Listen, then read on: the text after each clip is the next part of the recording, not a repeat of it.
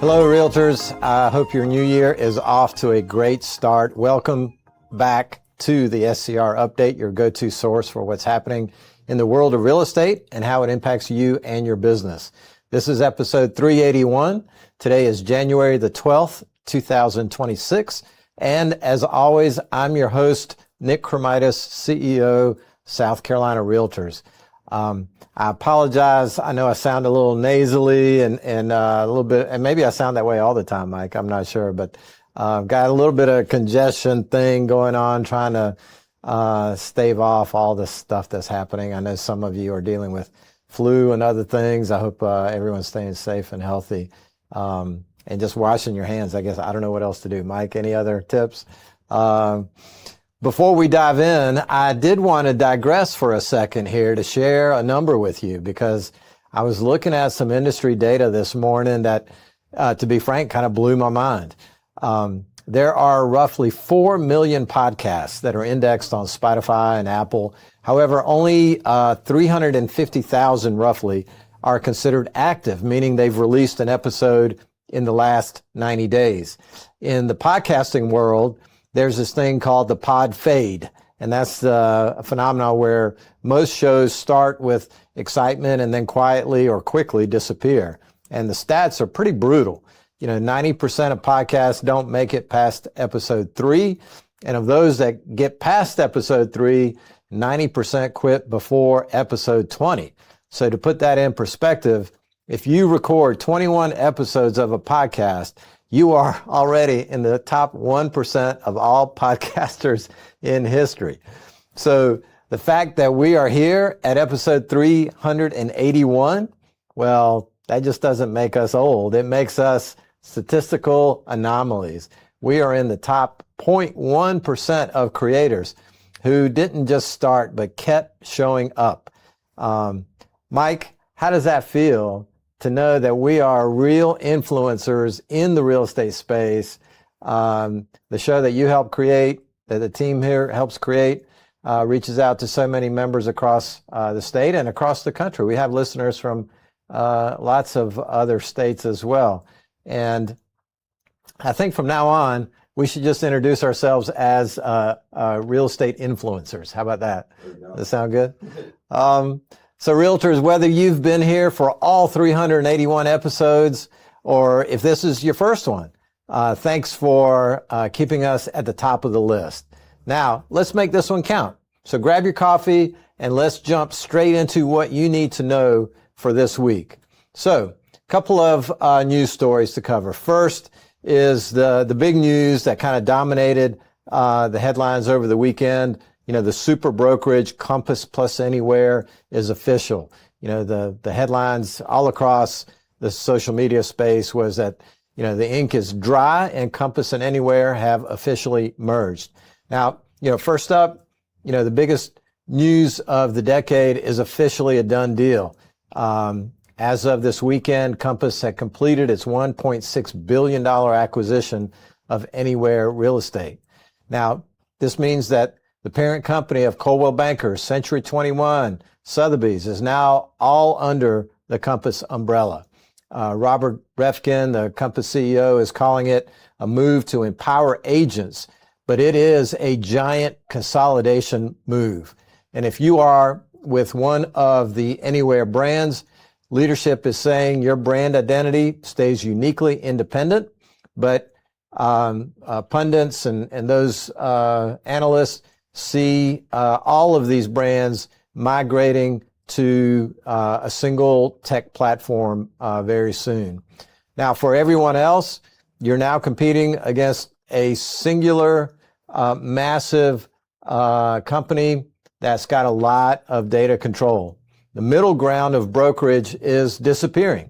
The near future looks like you're either going to be part of a giant enterprise or a boutique firm. There's a lot of chatter online right now saying, kind of the flip side to this. I think those haters of NAR are using this merger as an opportunity to really beat on NAR and say, hey, now that we have this super large firm, who needs NAR anymore? This new super brokerage is big enough to set up its own rules. Well, that's a dangerous mix-up of what a brokerage does versus what your association does. A brokerage exists to generate profit for its owners, its shareholders, its agents. An association exists to protect the profession. And if you think the merger makes NAR obsolete, here are some things that brokerages cannot do on their own. Number one, NAR provides us a giant shield in D.C. That's our federal advocacy. Having one voice in D.C. is simply the most effective strategy as NAR fights for standardized flood insurance, preserving mortgage interest deduction, stopping transfer taxes that will hurt small investors. NAR, through RPAC, has the ability to protect the entire real estate industry. And you just can't do that piecemeal. Our ethics and arbitration, when agents across different brands get into a commission or ethical dispute, who solves it? Your company HR can't dictate terms to a competitor. Only NAR, through the Code of Ethics and arbitration process, can create this neutral ground where every commission dispute can be resolved instead of ending up in small claims court, and instead of ethical violations turning into lawsuits. You need a referee who isn't wearing one team's jersey. And one other thing to point out, then this is kind of a big one, the Department of Labor is constantly looking for ways to reclassify real estate agents as W-2 employees, I should say. A massively traded employer, might actually benefit from W-2 model, where they control every minute of your day. NAR is the only body fighting to keep you as an independent contractor. If NAR goes away, then who's going to stand up and fight for you in that regard? So consolidation, changes who you work for as an agent. NAR protects whether you can work at all, is kind of the bottom line. So we have consolidation happening in the brokerage world, but what about consolidation in ownership? And that brings us to our next topic today, and this is something the administration launched last week, the Wall Street ban. So the headline last week was that President Trump declares war on institutional buyers, and questioning whether it can actually happen or not. And the president made waves on social media last week with a very bold promise that he wants to immediately ban large institutional Wall Street investors, hedge funds, etc., from buying single-family homes. He's framing this as a Save the American Dream initiative, blaming inflation for pricing out younger buyers. And this puts NAR in an interesting position. We love owner occupancy. NAR historically has opposed strict government bans on who can buy property rights. That's our defense of private property rights. And NAR continues to argue that the main problem in the market today is supply, not demand. So if you ban a BlackRock, for example, from buying, you might lower demand slightly, but you also remove a massive pool of liquidity from the market. So I think there's going to be a little bit, as this moves forward, right now it's just a social media post, kind of like the 50-year mortgage was. And we'll have to see the devil in the details here. But I think this could turn into a battle between more of a populist policy versus private property rights. We'll have to see. And of course, it doesn't matter who is allowed to buy homes if nobody can afford the monthly payment. And that's where our next topic comes in, with a big announcement on interest rates, or a news item that can possibly affect interest rates. So again, the administration last week announced that they want to force rates down with their $200 billion plan. And they're floating this plan that would direct Fannie Mae and Freddie Mac, the GSEs, to aggressively buy mortgage bonds, specifically targeting a $200 billion buyback. And this is essentially called artificial quantitative easing. Mike, I don't understand what that term means, but economists do. By flooding the market with demand for mortgage bonds, yields drop and mortgage rates follow. At least that's what I read online. Again, this is a level of economic updates that are kind of beyond me.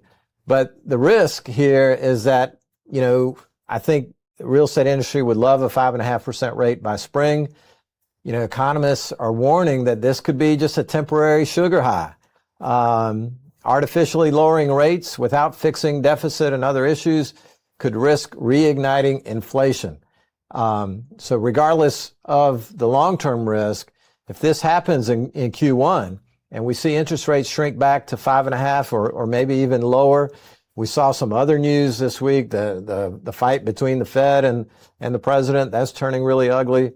We could see a massive short-term refinance and purchase boom. Tell your buyers, have their docs ready, because if the window's open, if this interest rate window opens, based on some of this artificial maneuvering, that window might also close very fast. So if you've got anybody on the fence about refi, let them know that window may be opening. So, all right, okay, let's bring it back home to South Carolina a little bit closer. We've got a major update in the 2026 governor's race that just broke last week. There are several candidates that have been campaigning very heavily. However, no one has announced a running mate. And as y'all know, the lieutenant governor and governor run on the same ticket now. They used to run separately and did for, I don't know, maybe since the South Carolina Constitution was written. I don't know how far back those split tickets ended up. But today, they run on the same ticket. They run as like the president and vice president run for our country. So Attorney General Alan Wilson officially named his running mate for the gubernatorial race. He's tapped Senator Mike Rickenbach out of Florence. Mike is a current state senator representing my district. I actually live in Mike's district, which is why I'm bringing this up today. It's kind of big news. But Alan is the first candidate, I should say Attorney General Wilson is the first candidate out of the gate to pick his running mate. So we'll see how his primary challengers like Nancy Mace, Ralph Norman, I would expect them to make some announcements here soon. So speaking of State House and the governor, the legislative session kicks off this week. Remember that this is the second year of the session. Session runs in 2-year terms. If you want me to do a deep dive on legislative process, start by watching Schoolhouse Rock, how a bill becomes a law, and then call me and I'll tell you how a bill really becomes a law, because that's not really how a bill becomes a law. But remember, this is the second half of the session, so there are some bills that carried over from last session that will continue maybe or maybe not on the agenda for this coming session.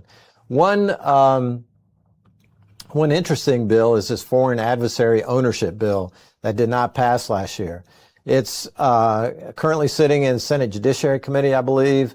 Lots of national spotlight on this issue.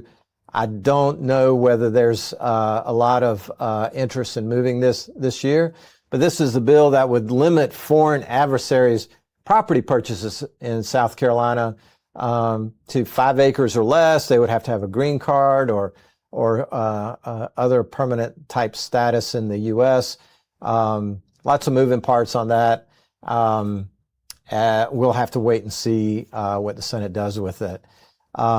And for our commercial realtors, the fight over joint and several liability is going to be continuing the tort reform debate.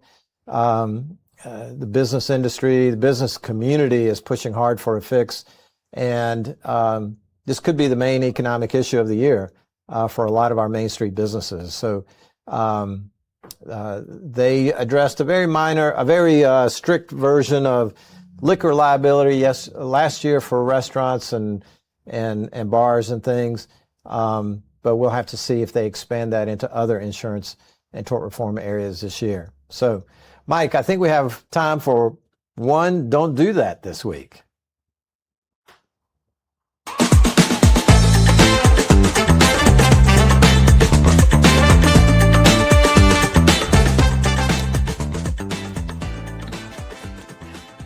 Welcome to Don't Do That, where we highlight the common mistakes, ethical slip-ups, and risky business practices you need to avoid. From compliance headaches to client horror stories, we're here to help keep you out of hot water. So let's dive right in. Today, we're going to focus on copyright liability. Lazy behaviors can potentially expose you to a lot of liability. So let's get right into it. So here's the setup. You've got a new listing, but the seller's house is a mess. It's raining or the grass is dead. So you think, I'll just grab that great backyard shot, those photographs from the listing from 2 or 3 years ago. It's in the MLS archive, right? It's fine, right? Well, no, it's not fine. In fact, it's the center of the biggest lawsuit in real estate right now. CoStar, the owner of Homes.com, is currently suing Zillow for a cajillion dollars. I don't even know what the amount is, Mike. It's a lot, for allegedly using copyrighted photos without permission. But here's the scary part for you. Law firms and copyright trolls are now using AI bots to scan the MLS and websites and the internet in general. They're looking for photos that appear on multiple listings with different agents. If they find a match, they don't send a warning. They send a bill. They send a demand letter for thousands of dollars. So the Don't Do That takeaway this week is do not screenshot old listings. Do not borrow a photo from Google Images. Do not use the previous agent's photo unless you have a written license from the photographer, not just the seller. If you didn't click the shutter, I guess that's an old term. If you didn't click the button on the side of your phone or sign the check to the photographer, you don't own the photo. Spend the $150 or whatever it costs. Hire your own photographer. It's cheaper than a lawsuit. Realtors, don't use photos you don't own. Don't do that.